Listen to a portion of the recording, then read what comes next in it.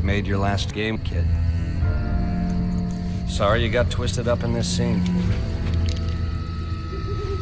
From where you're kneeling must seem like an 18-carat run of bad luck. Truth is, the game was rigged from the start. Hey, you. You're finally awake. Fallout New Vegas. Literary and coding master. Oh, fuck! I love Fallout New Vegas. Now, that's not to say I hate Fallout 3 or 4 and the general direction Bethesda took the game series. You can check out Errant Signal's video for that discussion. Notice me, senpai. But I find the central premise of New Vegas more interesting. The core question of Fallout 3 boils down to a binary good-bad. Do you do a genocide, or do you not do a genocide?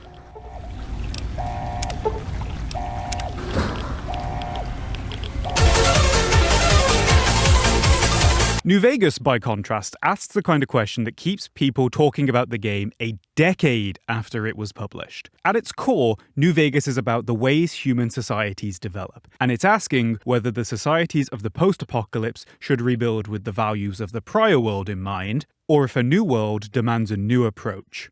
It means a nationalist, imperialist, totalitarian, homogenous culture that obliterates the identity of every group it conquers. Long-term stability at all costs. The individual has no value beyond his utility to the state, whether as an instrument of war or production. Caesar has an answer about how the post-apocalyptic wasteland should look. It's a horrifying what-if-we-merged triumph of the will with Roman cosplay kind of answer, but it is a response to the challenges of the wasteland, and it's one that's been thought through. It's also one that's produced results. Traders argue dealing in Caesar's lands is safer than NCR territory. One of your companions, Raul, says that the Legion brought stability to Arizona. But I've been to Arizona, boss. Before the Legion, it was a nasty place. So thick with raiders you couldn't trade with a town 2 miles up the road. Another companion, Cass, laments the safety of Legion traders and the security of Legion territories. There's some caravans that deal with the Legion, yes. And as much as it pains me to say it, any caravan marked by the Legion is safe as houses. They guard their roads, their supply lines. Even fiends would hesitate before going after any trader dealing with Legion.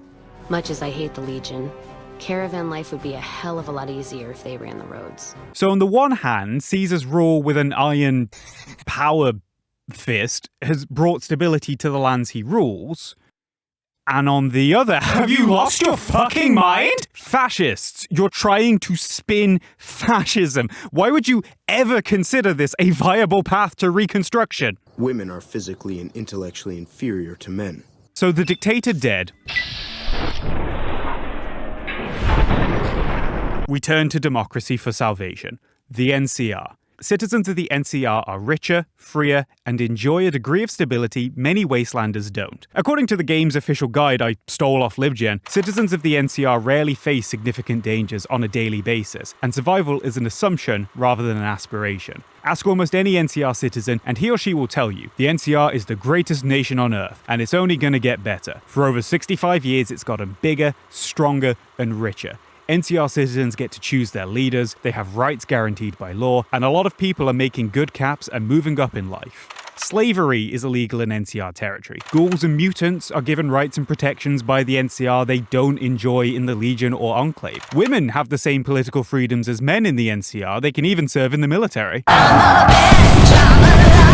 If you have the confirmed bachelor perk, you can find out through Major Knight at Mojave Outpost that homosexuality is accepted within the NCR, if not its frontiers. Nope. Oh, Knight. You must not be from around here. If so, doesn't do to get too friendly. This isn't the Republic. Oddly enough, Legion's a little more forgiving about friendships. Out here, it's not as accepted. People might grumble about NCR taxes, people in the Mojave have a strong independent streak, but compared to the Legion, there's no contest. Liberty trumps totalitarianism. And we see this in the real world too. The Cato Institute's Human Freedom Index suggests free markets and electoral democracy is linked to human well-being. Freer nations have richer, happier populations than authoritarian ones. In the NCR's endings, assuming you do all the side questing, which, what else am I going to do now I'm unemployed? The NCR brings increased trade, protection, peace, and freedom to its annexed territories. It also brings relief efforts to the people of Freeside and trade to places like Prim and Goodsprings. NCR brings long-term stability to the Mojave, and based on real-world allegories, we can extrapolate economic freedom and democracy are inexorably linked to the betterment and long-term stability of society. Okay, so Fallout New Vegas is known for its depth and complexity, and the NCR is no exception. In the abstract, the NCR represents progress. Citizens enjoy a quality of life thanks to its growing economy and its modes of government. But the devil's in the detail. If you want to put an academic spin on it, Jose Medina and Antonio Gramsci wrote about the ideas of democracy in their books The Epistemology of Resistance and Prison Notebooks, respectively. Gramsci talks of cultural hegemony, an idea that says that the ruling classes influence the values, norms, and ideas of the rest of society. We tacitly agree with the way things are, and we work backwards from there. If you live in a liberal democracy, then the NCR represents the pre-war status quo. It's most like the United States, but arguably it's a stand-in for all liberal democracies. It follows that the dominant values of the NCR are going to be the ones that the player has passively absorbed over their lifetime. Both Gramsci and Medina identify that in every culture exists pockets of counterculture, and it's the job of the citizen to identify these cultural pockets and become a little bit more aware of the critiques and challenges to the ways we see the world. Part of the brilliance of Fallout New Vegas' writing is that by presenting the player with a stand-in for liberal democracy in the form of the NCR, they can create sufficient distance from contemporary democracies that we can become more aware of the issues that exist within them. If the question New Vegas is asking is, what is the best way for human societies to develop, then we have to acknowledge the NCR only brings the peace, freedoms, and safety nets to the Mojave Wasteland if you force it to. You have to actively persuade the followers of the apocalypse to help the NCR before the NCR helps expand the medical services to the people of Freeside. You have to actively intervene to stop the NCR slaughtering the kings and create a proper relief effort for the people of Freeside. There's a whole side quest involving Cassidy caravans and the NCR where you can either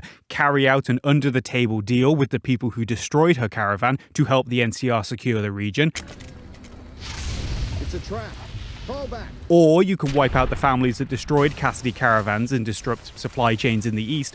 Or you can bring the Van Graffs and Crimson Caravan companies to trial for destroying Cassidy caravans. The fact that last option exists at all implies that there is a system of judicial oversight in the NCR that's independent of political meddling. However, left to their own devices, the injustices that permeate the NCR are the ones that prevail. I mean, yeah, it's possible for the followers of the apocalypse and the NCR to work together, but it's far more likely the followers will be driven out the area altogether. Yeah, it's possible to broker a peace between the NCR and Brotherhood of Steel, but their initial instinct is to destroy them. Yeah, it's possible to broker peace with the Great Khans, but same deal. And if you do broker peace, the Great Khans are forcibly relocated to a reservation. It's possible NCR's defeat in the Mojave will prompt a reassessment of their imperialism, but a decisive victory at Hoover Dam is likely to serve more as a vindication. The NCR might sound like a pluralist democracy on paper, but it has very little time for the communities who wish to remain independent of it, and it doesn't exactly have the interest of the occupied peoples in mind. The NCR holds a virtual monopoly over water reserves in the Mojave, charging extortionate rates for water, and that monopoly is making the people of Westside destitute. If the player decides to restore the solar plant at Helios 1, then the NCR wants the power produced at Helios 1 to be diverted to the Strip and McCarran. The NCR isn't concerned with the needs of the region or the citizens living in the poorest region of New Vegas, it's interested in itself. The game's official guide makes it clear that the NCR is host to a multitude of systemic injustices that have flourished under the reactionary President Kimball. For example, in theory, super mutants enjoy equal rights under the law, but in practice, mutants are often the victims of hate crimes. NCR senators are hiring mercenaries to harass the mutant settlement of Jacobstown to justify wiping them out because they win electoral support by drumming up anti-mutant sentiment. And it's not like the NCR was a bastion of equality to begin with. Some mutie with... Jesus, you can't say that! The NCR will sidestep and ignore rules that protect prisoners of war, and Kimball is looking to strip the little protections they have. The NCR isn't isn't exactly a meritocracy either. In fact, it's made very clear corruption is a major issue within the NCR. Just listen to Cass complain about tolls NCR officers put on caravans. And Legion, from what I've heard, they don't do the stop tolls on the roads or in the outposts like some NCR quartermasters do. You're lucky if you turn a profit sometimes if some new officer gets assigned a route. The fees just get worse. General Oliver, the brains behind keeping the dam for the Republic, got the position over Colonel Shue not on merit, but by knowing President Kimball. But I heard he'd be a general right now if Oliver didn't know the president. The overturning of anti-monopoly laws under President Kimball confers enormous power to Brahmin barons, both political and economic, even to the detriment of the Republic's own soldiers. You've seen it yourself. Some of them don't even have proper service rifles or armor. Our heavy infantry, power armor units, they're back in NCR territory protecting the interests of Brahmin barons against small-time raiders. Brahmin barons only have one vote at the ballot box, but they have a lot of money to throw around. Senator Morales is in the pockets of Brahmin barons, as this mercenary note from Jacobstown describes, and Senator Weston, another Brahmin baron from Fallout 2, tries to subvert President Tandy's foreign policy to collude with New Reno and bully Vault City into joining the NCR. Actually, the NCR gets involved in a lot of this kind of, covert meddling, imperialism. Bring the lights of civilization to the savages' ways. You can't say that. The NCR considers politically assassinating kings who are against the NCR's interests ahead of a diplomatic solution. And one of the ways you can deal with the Great Khans is by assassinating their leader to install one more amenable to NCR interests. In fact, the Great Khans in New Vegas serve as a bit of a parable for the ways the first people of America were brutalized by US imperialism. The Bitter Springs Massacre shares more than a few parallels with the Massacre at Wounded Knee, where American cavalrymen murdered more than 300 Native Americans, many of whom were women and children. When our children, our sick and old, fled through a nearby pass, the NCR gunned them down. Bitter Springs happened. Women and children died when the NCR attacked the Great Khans there, and the NCR just pretends it never happened.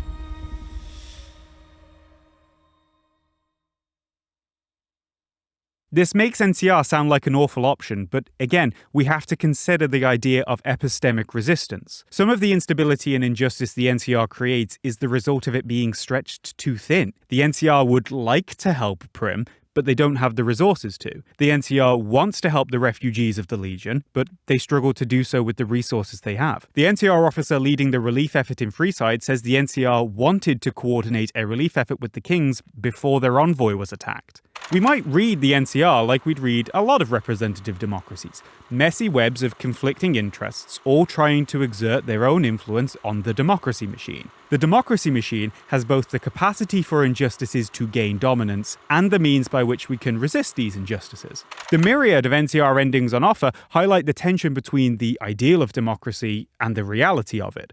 The game space provides the player the mechanisms to either enable or counteract the NCR's worst impulses. Their flag speaks to their spirit.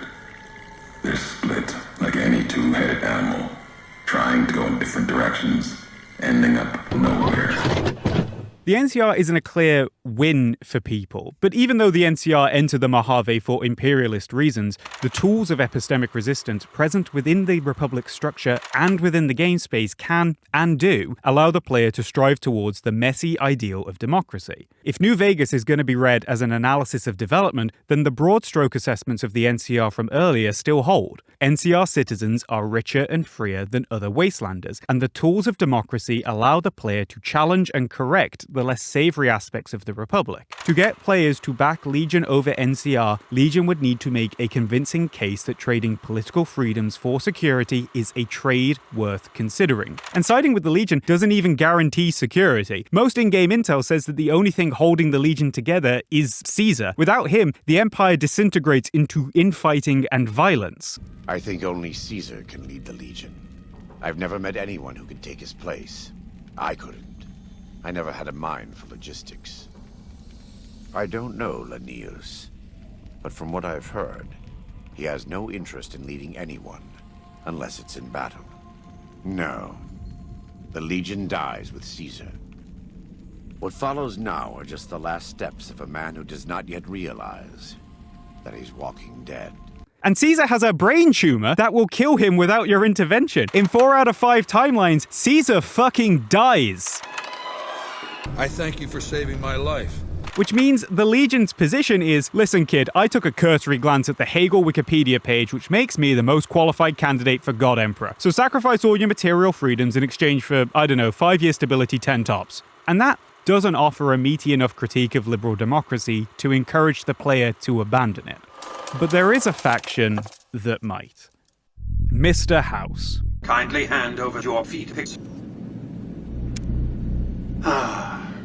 With his robot army, Mr. House can push both the Legion and NCR out of New Vegas and southern Nevada and assert control over the region. Mr. House is where you'll find the more interesting critique of building the world in the shadow of liberal democracy. At face value, Mr. House isn't that different from Caesar's Legion. As a YouTuber talking about authoritarianism, I'm contractually obligated to bring up Earth fascism, but I'm also not going to do that, because Earth fascism isn't a good framework to analyze Mr. House at all. Instead, we're going to rely on modernism and totalitarianism, rethinking the intellectual sources of Nazism and Stalinism 1945 to present for our working definition of authoritarianism. Authoritarianism is characterized by the following traits: power concentrated in the hands of a few, the need for a regime to exist on some sort of emotional need, a necessary evil to combat societal ills, suppression of anti-regime activity, and vague, broad powers granted to the ruler.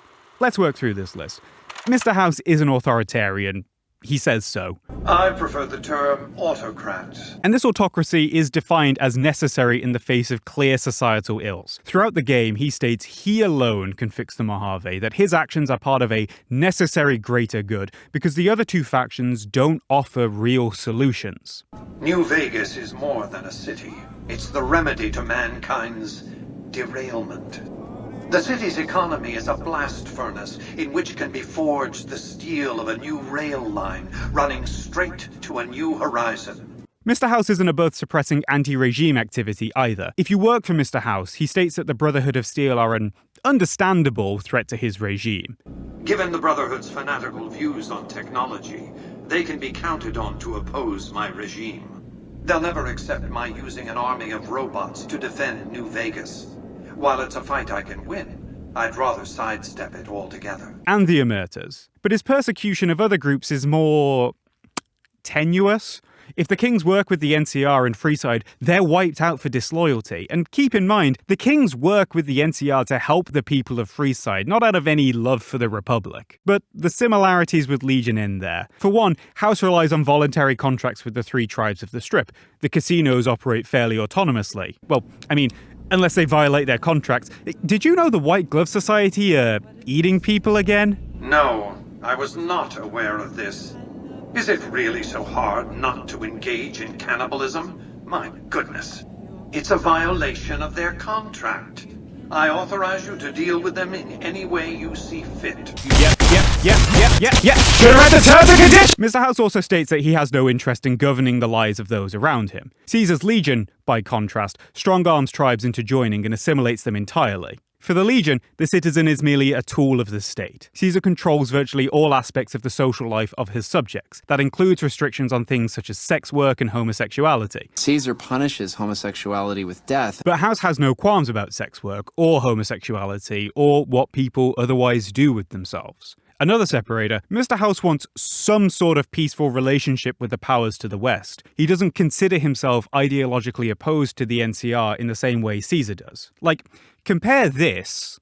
No, I'll destroy it because it's inevitable that it be destroyed. It's Hegelian dialectics, not personal animosity.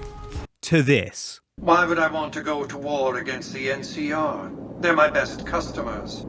If their leaders weren't scheming to steal Vegas out from under me, I'd have no troubles with the NCR at all. Vegas's economy depends on the consumerism of the NCR. A cordial relationship between the NCR and House is essential for the tourist economy, and so House can sell water and power to the NCR. 5 caps a gallon! Nationalize New Vegas! It also benefits Mr. House to have as peaceful a transition of power as possible if he forces the withdrawal of the NCR from Vegas. His plan to assert himself as an independent power counts on peaceful coexistence. If House does assert his claim, you can negotiate terms of the NCR's withdrawal from the dam with General Oliver.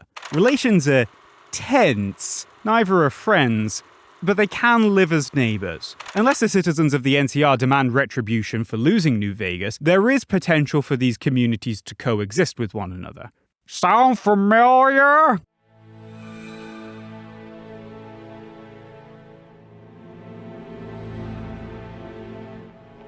It might be easy to think of Mr. House as some sort of Cap-istan. Boo! But a more correct way to think of Mr. House might be Singapore. Singapore's model of development is commonly known as the developmental state, or state capitalism, sometimes referred to as authoritarian capitalism. Developmental states, in contrast to free market states, endorse strong state intervention in the economy, extensive market regulation, and industrial planning. They also tend to be very top-down and very authoritarian in their politics. Developmental states rose as a challenge to the Washington Consensus, which said that private free markets are the best way for human societies to develop. The Washington Consensus said that state intervention should be limited because the societal costs are worse than the gains, and developmental states turned around and said, yeah, no. According to the paper Systemic Vulnerability and the Origins of the Developmental States, Northeast and Southeast Asia in Comparative Perspective, these kinds of states only emerge in conditions of systemic vulnerability, often defined by three things. Broad coalitional commitments that stem from the threat of mass unrest that may follow from a deterioration in living standards, with coalitions usually built by mutual contracts. Heightened need for foreign exchange and war material caused by severe threats to national security, and a scarcity of easy revenue sources like oil or sugar. Mr. House has all three, baby! According to the paper on systemic vulnerability, coalitions are built when there is a perceived imminent threat. When the NCR initially mobilized to occupy the Mojave, Mr. House didn't have the necessary muscle to oppose them with his Securitron army alone, and that's why he entered agreements with the three families, the Omertas, the Chairman, and the White Glove Society, to force the NCR to negotiate. The three families didn't enter the coalition to be assimilated. The coalition is based on mutual contracts that the tribes entered in exchange for benefits, but it gave Vegas the necessary muscle to maintain its independence. And so I recruited the three families. Vegas belongs to me because I mustered enough strength to bring the NCR to the bargaining table. Threats to national security? Vegas occupies a position of intense precarity with both Legion to its east and NCR to its west. NCR uses House as a buffer against the Legion, and without Legion, NCR is all but guaranteed to mobilize against him. His plan is based on the knowledge that he can't prevent NCR from annexing the Strip if the Legion is defeated a second time. Would Kimball and Oliver have traded the lives of hundreds of soldiers for absolute control of Hoover Dam? Oh, yes. They weren't afraid of me. They were afraid of Caesar, that attacking me would leave them vulnerable to a Legion offensive. There's just one reason why the NCR hasn't contrived some outrage to justify invading the Strip. Caesar's Legion. These two conditions put House in a fundamentally weak position. To maintain his broad coalition and to push back against the external pressures of the Legion and NCR, House needs to maximize revenue. The Mojave doesn't have a lot of easily exploitable resources. The soil's too poor to grow crops, so the only major resource available to House for trade is the electricity and water provided by Hoover Dam, which the NCR occupies. The Treaty of New Vegas sends the lion's share of water and energy to the NCR for free, which leaves House with very little besides the gambling revenue the Strip generates, which House has taken full advantage of. Written into the treaty were provisions that the NCR do nothing to prevent its soldiers and civilians from visiting the Strip. That's how I harness the NCR to my endeavor. Their occupation has been the engine of my growing economy. Gambling as a service isn't one that produces a public good, but it is an effective revenue maximizer for the House. God, who wrote this? These external pressures foster strong autocratic institutions. It's why the independent endings for New Vegas plunged the Mojave into chaos. Without the autocracy to enforce itself, the social problems in the region result in greater unrest. And I don't want to hear any fanfic about how the independent nation's going to be better in the long term after a rocky start, because that's not in the text.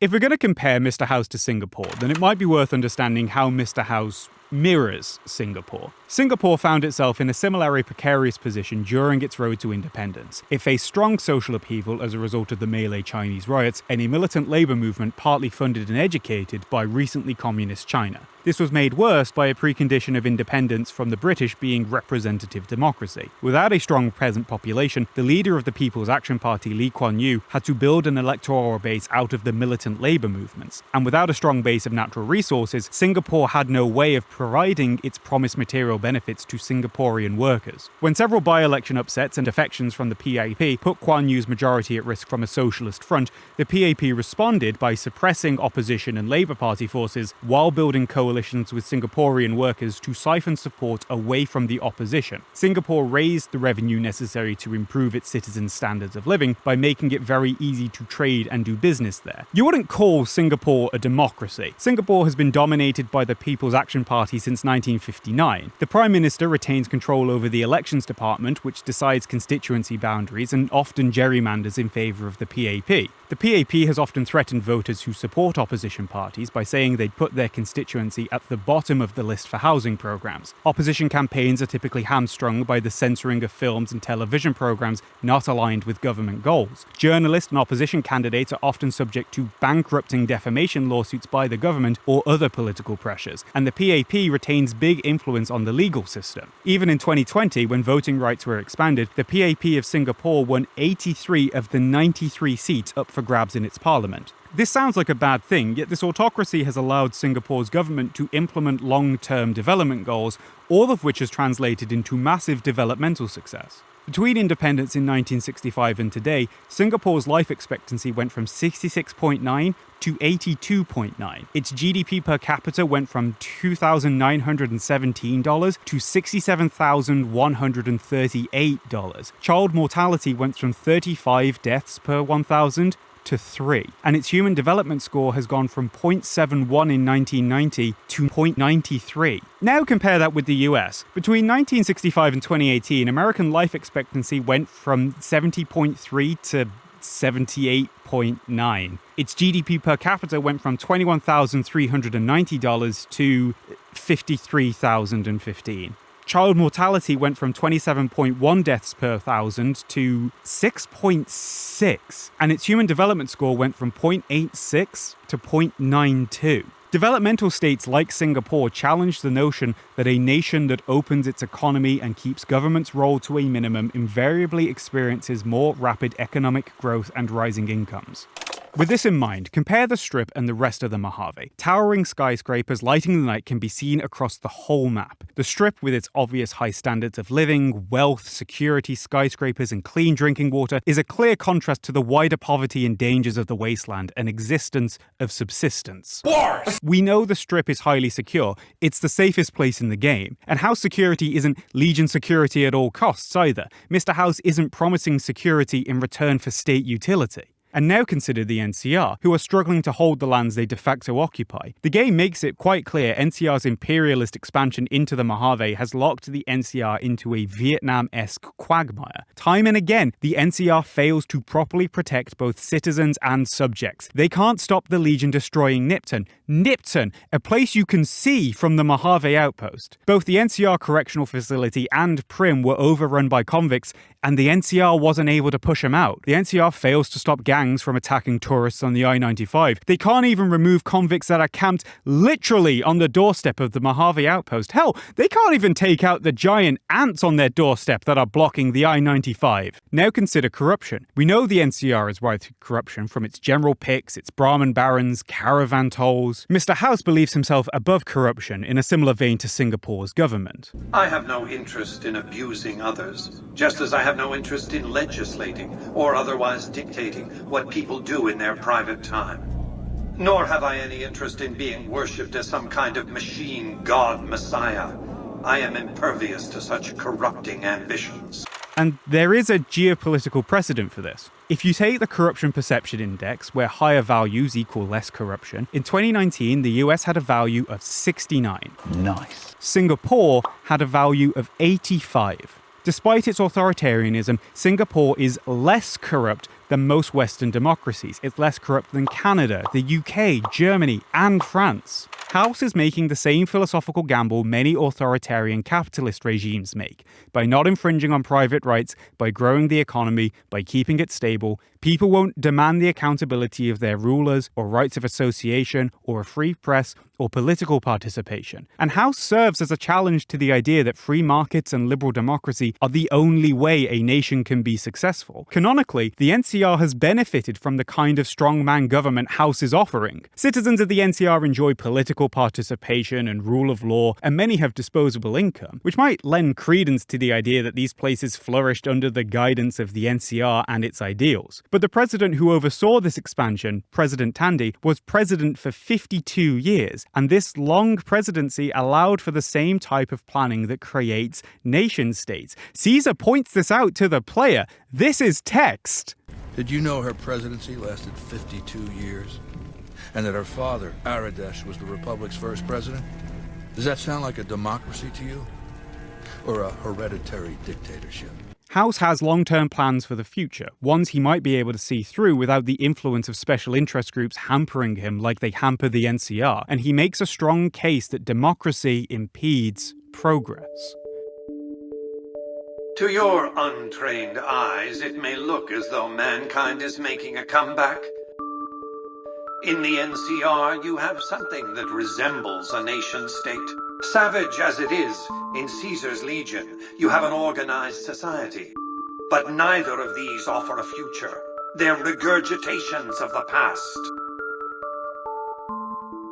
Give me 20 years, and I'll reignite the high-technology development sectors. 50 years, and I'll have people in orbit. 100 years, and my colony ships will be heading for the stars to search for planets unpolluted by the wrath and folly of a bygone generation. Nothing to impede progress. If you want to see the fate of democracies, look out the windows.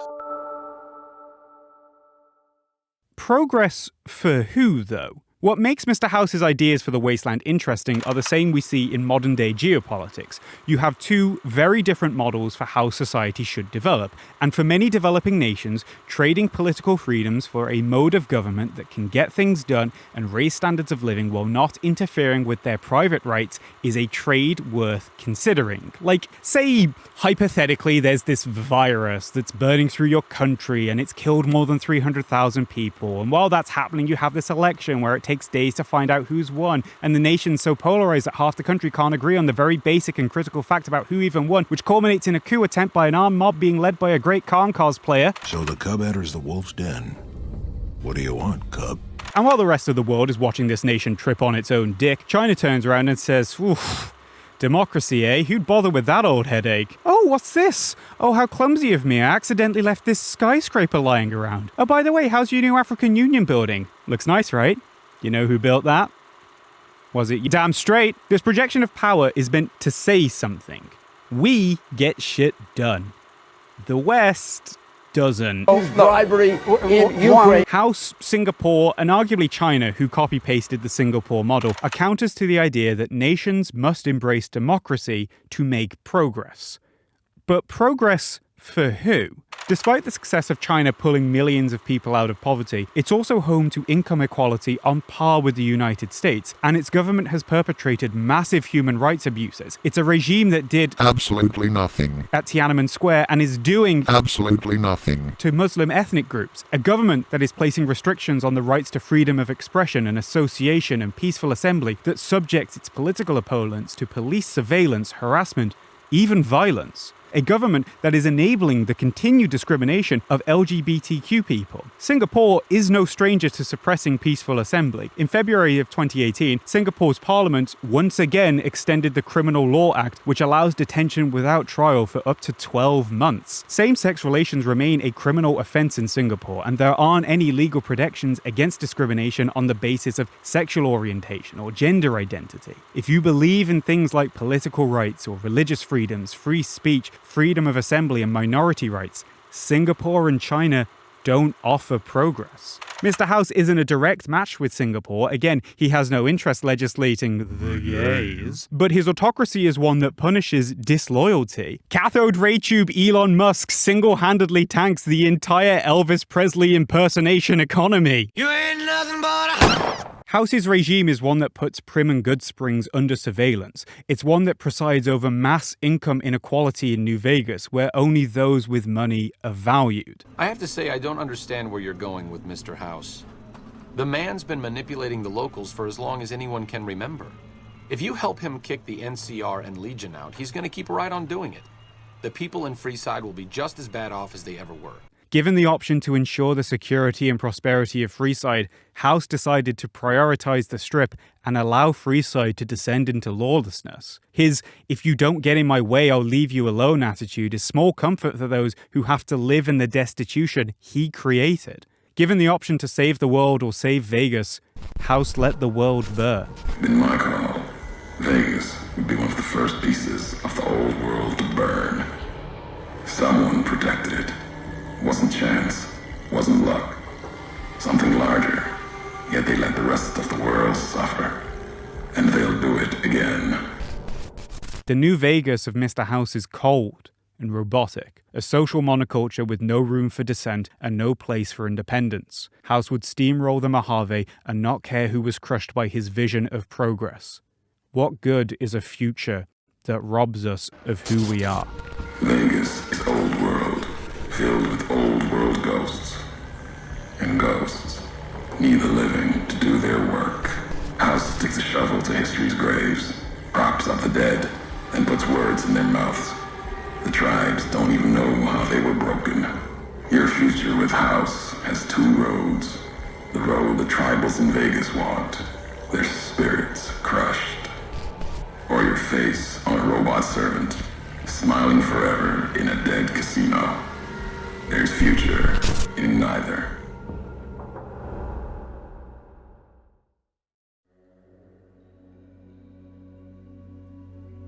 There is an expression in the wasteland.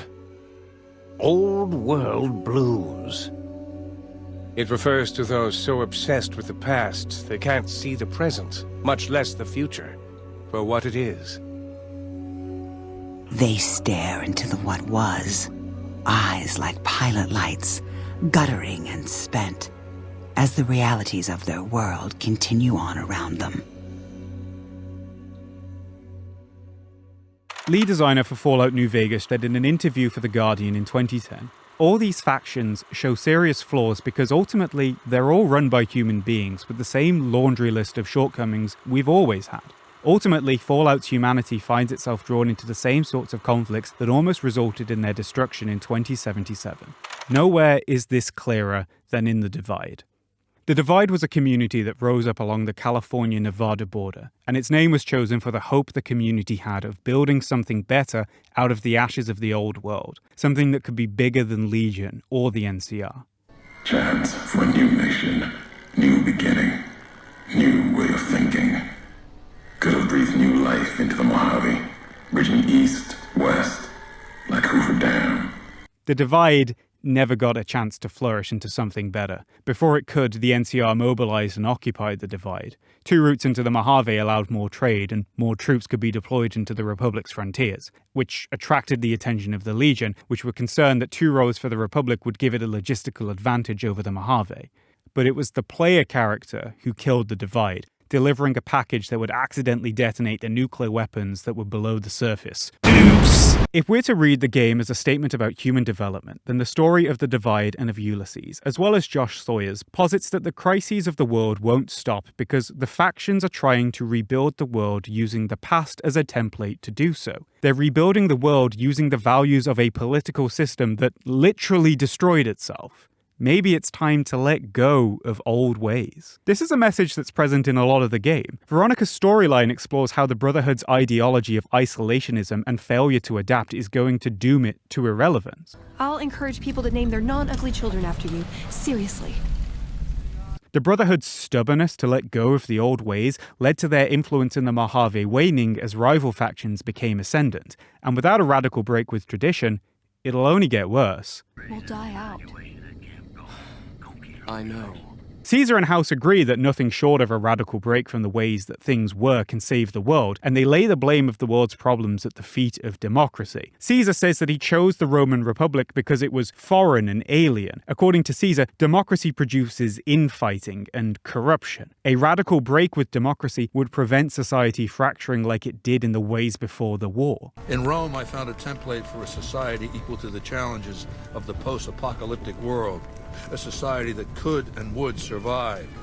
A society that could prevent mankind from fracturing and destroying itself in this new world by establishing a new Pax Romana. One of your companions says that Caesar is still treading over old ground and that the Legion isn't offering any real solutions. Instead of trying to learn from the past, he recreates it, runs back over the same old barren ground. Our way, true to Kaiser. House recognizes the Legion is still a regurgitation of the past, but he still reaches the same conclusion. Democracy impedes progress. Ulysses asks us to recognize that both Legion and House still offer us regurgitations from the old world. But everything in Vegas speaks of someone who can't let go. Ulysses wants us to see how the old world serves as a corrupting force, one where we stare into the what was, lured by fake promises to begin again, blind to the here and now. For humanity to have a future, we have to reject the ideas of the old world. Rather than revenge against the courier who destroyed the Divide, the destruction of the Legion and NCR will kill the regurgitations of the past, so something new can be born. The nations of the Mojave, cracked and broken as the Divide. There's no future in the bear or bull. The bear is diseased, barely clings to life. And the bull, when the Legion reaches the sea, it will turn on itself and die. If the question New Vegas is asking is, what is the best way for human societies to develop, the text of both the game and DLC invites us to consider that the answer to that question is none of the in-game factions offer a future for humanity. Perhaps it's better to let the old world die, so something better can emerge. Let's make something new from the old. In development geography, as well as in the game, the diagnosis of the West and NCR's ineffectualness is democracy. But a Marxist might argue that if we limit our frameworks about human development to neoliberalism versus interventionism, then our debate is between productive, state-led, good capitalism and speculative, finance-oriented, bad capitalism. And in both these positions, capital is considered the default position, which makes the debate between democracy and autocracy the wrong discussion, because we're debating the wrong framework. In the essay Rethinking Economics for a New Economy, J. Christopher Proctor argues that classical economics limits the number of ideas in play. Proctor says that even Keynesian economic systems share a lot of the same theoretical framework with classical economics, and if all we have are markets, there's going to be issues that markets can't solve because they can't see them. Markets may optimize the system we have, but they're less able to see structural issues like inequality. A prince and a pauper might have the same legal rights in theory, but wealth disparity means that one person can better enforce their legal rights than the other. They are, in effect, freer. That, in turn, works against other values we might hold. The power of capital serves as a corrosive force to things like equality before the law, equality of opportunity, and representative democracy. This is something the global community is contending with. The focus of human development has been focused heavily on the ideas laid out in the Washington Consensus: small budget deficits, deregulation, private competition. The Singapore model is a challenge to the idea in the sense that the state is a lot more interventionist, but its engine is still a capitalist one, and neither of these schools can offer solutions to the problems of inequality or environmental collapse. Increasingly, the debate is shifting towards acknowledging the limitations of market frameworks to deliver a better life for people, and measuring development in other ways. In Advancing Human Development, Theory and Practice, the authors of former UN Human Development reports argue that we should consider dimensions of human development beyond economic growth, ones that include political freedoms and social cohesion, and the reduction of inequalities as goals in their own right. They highlight that a narrow focus on free markets has undermined social cohesion and resulted in mass inequality, stalled reductions in poverty, and are creating the conditions for environmental collapse that will undermine human development for generations. If we don't let go of the old, we'll lose all we've built. If we put a Marxist spin on New Vegas, which isn't a total stretch, then the reasons all the choices on offer are terrible is because we're still limiting ourselves to old frameworks. New Vegas is telling us, narratively, that the crises of the world are because the old is dying and the new cannot be born. But mechanically, it presents a game space where the way you help the most people is by appealing to the better instincts of the faction that represents democracy. In doing this, the game is suggesting that democracy versus autocracy is the wrong discussion. What if the diagnoses Caesar and House offer are wrong? What if the NCR's weakness isn't democracy? What if it's markets? Sorry, libertarians, your favorite game is communist. We can argue that a lot of the issues with the NCR don't stem from its democratic principles, but from its markets. What drove NCR's imperialist expansion west? Well, a big part of it was securing material wealth for the Republic, the water and power from Hoover Dam, but according to the guide, it was also to scavenge the untapped ruins of Vegas. That's not a million miles away from the concept of the spatial fix, a Marxist idea that says capitalism can't survive without being geographically expansionist. What drives the NCR's corruption? Well, it's the repeal of anti-monopoly laws from President Tandy that have given Brahmin barons far greater influence than the average citizen. It's not a million miles away from how many Americans feel about their democracy. A leftist critique of the NCR, of all liberal democracy, would say if that they don't produce the goods for people, then they'll fall prey to authoritarians who call democracies corrupt, divisive, and ineffectual. An oligarchic semi-democracy that's more interested in the needs of the powerful than everyday citizens can't survive. The way you correct that, then, isn't rejecting democracy, but ensuring power and prosperity are devolved to the many. The followers of the apocalypse are a faction in the game comprised of an eclectic mix of socialists and anarchists who believe in mutual aid and cooperation, sharing the knowledge preserved from before the war to shape a better future for the wasteland through self-governance. The followers seek to extend the notion of democracy beyond the political process and into the wider economy of the wasteland. To pull an example from the game, in the quest Whitewash, the followers turn Westside into a stable, self-sufficient community independent of both House and NCR by leveraging the local resources to sustainable agriculture. You'll remember from 16 pages ago when I said that the democracy machine has both the capacity for injustices to gain dominance and the means by which we can resist these injustices. Well, there's a model in the Westside Cooperative that allows communities through democracy to thrive while retaining political autonomy. The followers offer a blueprint of a world where we can meet our needs and create self-sustaining communities that govern themselves. It's not asking the player to abandon trade and profit motives. It's merely saying they have to work in the interest of everyone. Greed is a vice, not a virtue. Greed led the Republic to the Mojave, and greed is what's killing it. When we share in prosperity, when we invest in the social, when we deepen democracy, that's how we build a better life. Maybe it's not democracy we should leave in the rubble of the old world.